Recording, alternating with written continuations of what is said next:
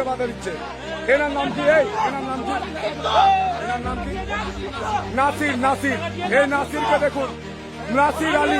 রাজ্যের পরিস্থিতি কতটা ভয়াবহ দেখুন। তারকেশ্বর কালী মন্দিরে এক সনাতনী ভাই পুজো দিতে গেলে তাকে বাধা দিচ্ছে, বলছে এক জেহাদি নাম নাসির আলী, সে বাধা দিয়ে বলছে 50,000 টাকা দিতে হবে, নইলে পুজো দেওয়া যাবে না বলে বাধা দিচ্ছে।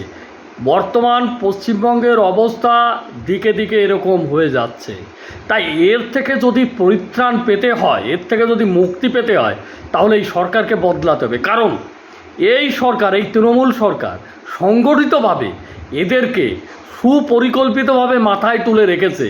এবং এই তৃণমূল কংগ্রেস জানে যে হিন্দু হওয়া মানে সে তাদেরকে ভোট নাও দিতে পারে, হিন্দুদের তারা বিশ্বাস করে না, কিন্তু জেহাদিদের তারা বিশ্বাস করে। তাই জেহাদিদের হাতে ক্ষমতা দিয়ে রেখেছে, যে জেহাদিদের হাতে যতদিন ক্ষমতা থাকবে ততদিন তৃণমূল কংগ্রেস ক্ষমতায় থাকবে। সেই কারণের জন্য দিকে দিকে জেহাদিদের এত বাড়ন্ত, তাদেরকে ভোট ব্যাংক হিসেবে ব্যবহার করছে।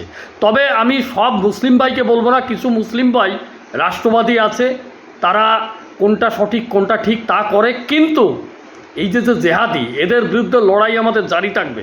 সমস্ত সনাতনীদের ঐক্যবদ্ধ হতে হবে, এর বিরুদ্ধে জবাব দিতে হবে। প্রয়োজনে পুলিশি প্রশাসনের ব্যবস্থা নিতে হবে, আইনি ব্যবস্থায় যেতে হবে। এবং নির্বাচন কমিশনকেও বলবো যে এইভাবে যদি ভোটের আগে, যেহেতু নির্বাচন কমিশনের হাতে সমস্ত ক্ষমতা রয়েছে, এইভাবে দেখুন একজন সনাতনী ভাইকে পুজো দিতে বাধা দিচ্ছে, এর বিরুদ্ধে নির্বাচন কমিশনকেও ব্যবস্থা নেওয়ার জন্য অনুরোধ জানাচ্ছি। জয় শ্রীরাম।